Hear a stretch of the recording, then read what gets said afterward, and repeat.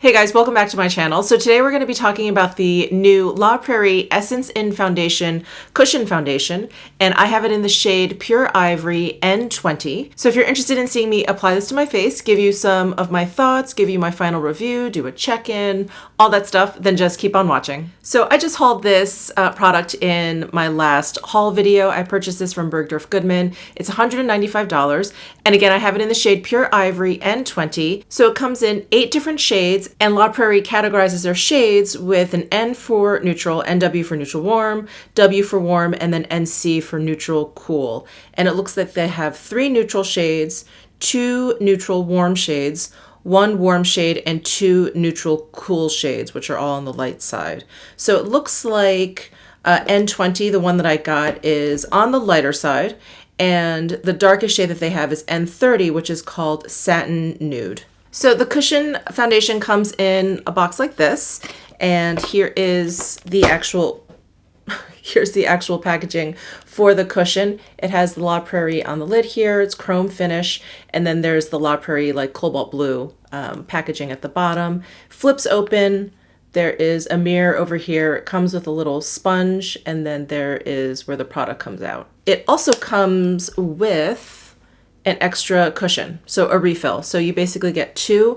There's a ½ ounce in each, so total you get 1 full ounce. So this product, I don't know if I mentioned this, but this product has an SPF 25 in there, which is great. So I've already worn this foundation for a full day, and I really, really like it. The finish of this foundation is definitely more on the natural side. There isn't a lot of radiance or a lot of dew to the foundation.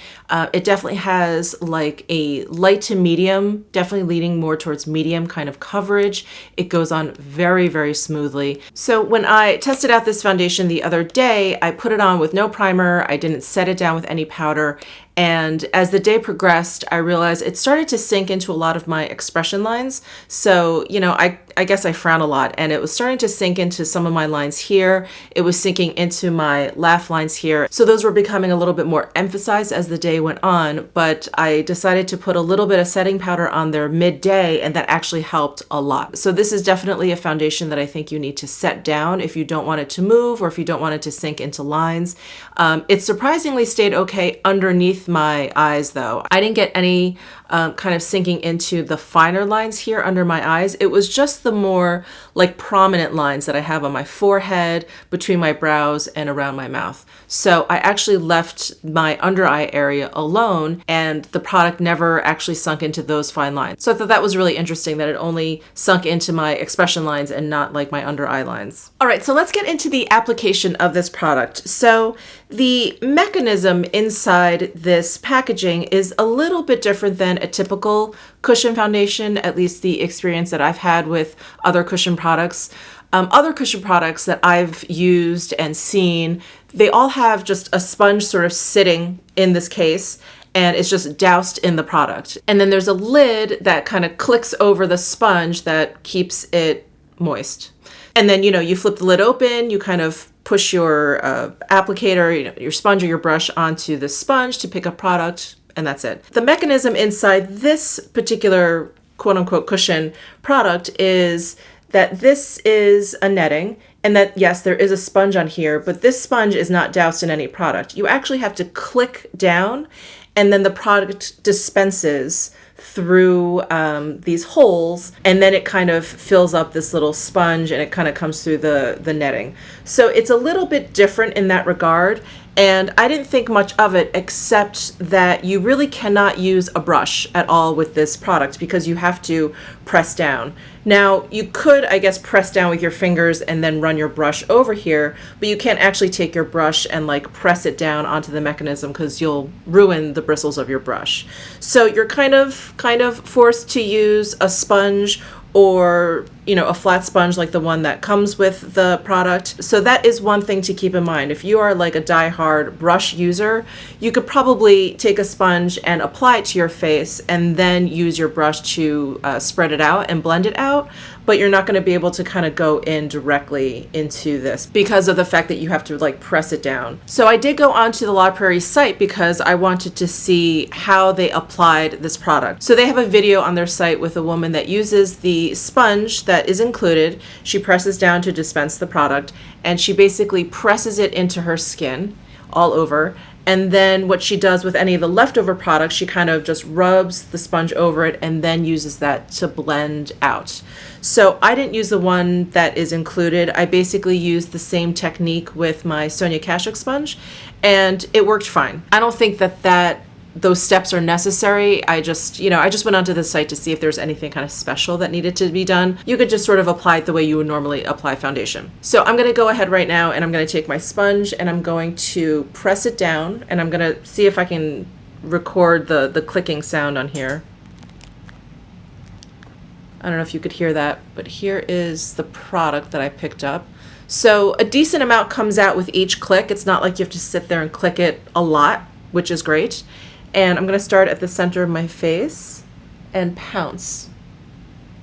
This product definitely is fragranced. It has the La Prairie fragrance. It is not fruity or floral. It doesn't smell like food. It smells very spa-like. It smells very herbal to me. And it smells just like any other La Prairie skin caviar product that I've used, like any of the creams or whatever. It has the same kind of fragrance.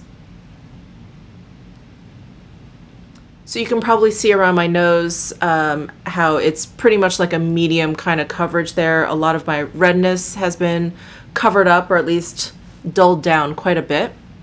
And I've never used the La Prairie foundation, the one, I'm sorry, I can't remember the name, but it comes in the blue bottle and has the concealer on the top that like flips up.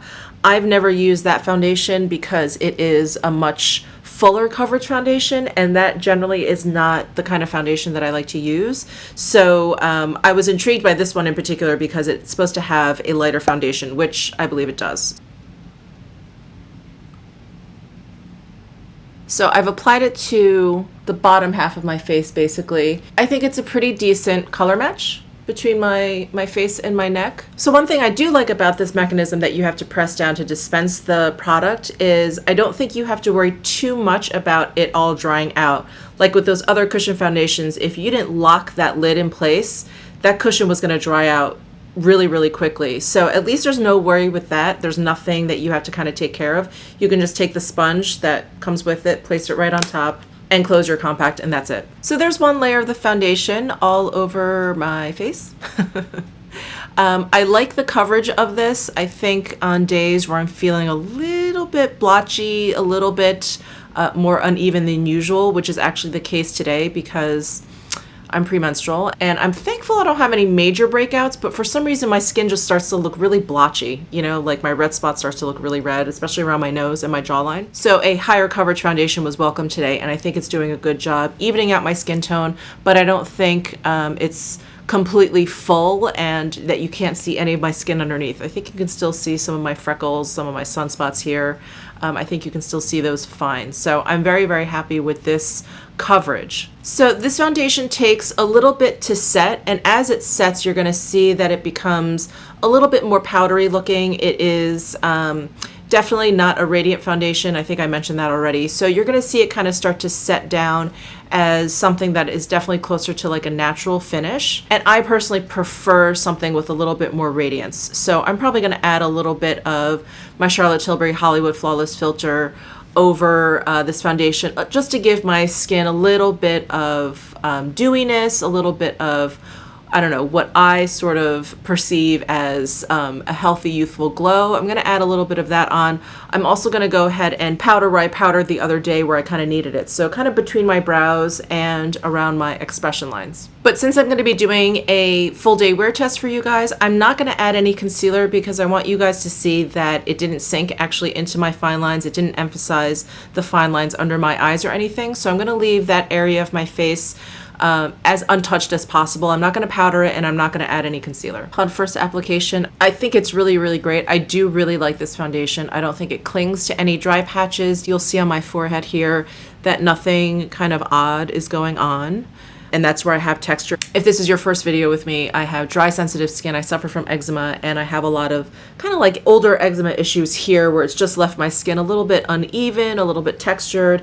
And so I usually look up here to see if powder or foundation clings or does anything weird, and I don't see any of that going on here. And it doesn't seem to be clinging to the pores around my nose, which is another sort of telltale sign for foundations on my face. So I started filming this morning at about 8:15, so it's taken about 30 minutes for I feel like the fragrance to completely dissipate. So let me go ahead and finish up my face and I'll be right back. All right guys, I'm back. It's been about an hour since I started filming, so I'm hoping at this point you guys can see how the foundation has set. I just have a little bit of bronzer on. I have eyeshadow on. Obviously, I have some lip gloss on and I have some eyebrows on, but I don't have anything else in hopes to not really interfere with the foundation too much. So now that it has set down a little bit, I'm hoping you guys can see the finish that it has. Again, I don't find it to be incredibly radiant at all. I find it to be a very, very natural kind of finish foundation. And hopefully these close-ups will be able to show that off for you. So I'm going to go about the rest of my day and I'll be back in a little bit to do a check-in. Hey guys, I just finished lunch. I just reapplied this lipstick and I think I got it like all over my face. So I apologize if it looks a little messy, but we're here to do a check-in for the foundation. I think the foundation is looking great. I did step out to run a quick errand. It wasn't strenuous though. I didn't break out into a sweat. I wasn't like standing out in the sun or anything, but I did leave my house. And my opinion about this foundation has not changed still from when I wore it the other day. It just looks really, really nice. It looks really healthy. It maintains its like medium coverage. I don't find that it's like fading or oxidizing or doing anything odd.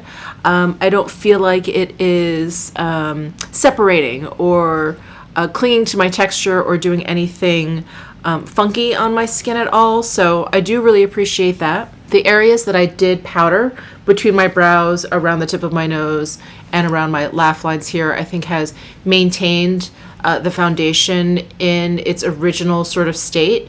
I don't think that it has actually sunken into any of the lines that I have between my brows, you know, when I frown, which I do a lot. So I still think it looks very good underneath my eyes. I don't have any concealer or any powder underneath my eyes, and I don't think my lines are being emphasized at all. It's about 1 o'clock, so it's been about 5 hours. So I think the foundation is holding up nicely. I will be back towards the end of the day around dinner time to give you a final check-in and give you my final thoughts. I'll see you then. Hey guys, I'm back. It is almost 5 o'clock in the afternoon, and so I've had this makeup on for 9 hours, since 8 a.m., and I've done a couple of check-ins for you. Actually, I did a second check-in from my car. I don't know if I'm actually going to post that because I think I was really distracted by the people in the parking lot and I think I'm out of frame. But anyway, I definitely did one check-in and I really, really like this foundation. It is really lovely on the skin. I think it makes my skin look great. It has a medium coverage, which is something that I don't reach for very often. But again, I feel like when my skin needs a little bit of help, which happens at a certain time in the month, this is going to be a great foundation to reach for. I also think this is going to be the foundation I take on my next trip. I'm actually leaving for New York next Wednesday, and usually I bring my Surratt Surreal Skin Foundation ones. I still love that foundation, but I think I'm getting low on that. The last time I kind of clicked that pen, it was kind of like sputtering a little bit. So I think I'm going to take this foundation with me. It has an SPF 25. I think this is very, very travel friendly. It's compact. I don't have to worry about it leaking. So I do think it's great for that. So just to give you some close-ups of my skin right now, we'll start with the forehead. I just don't think anything has changed since the initial application. I think maybe I look a little bit more glowy. Maybe some of my natural oils have come through just a little bit, but with the little bit of setting powder that I used between my brows and along my laugh lines and at the tip of my nose, I think it pretty much kept everything in place. Again, I didn't use any concealer. I didn't use any setting powder. I didn't use any finishing powder over my face.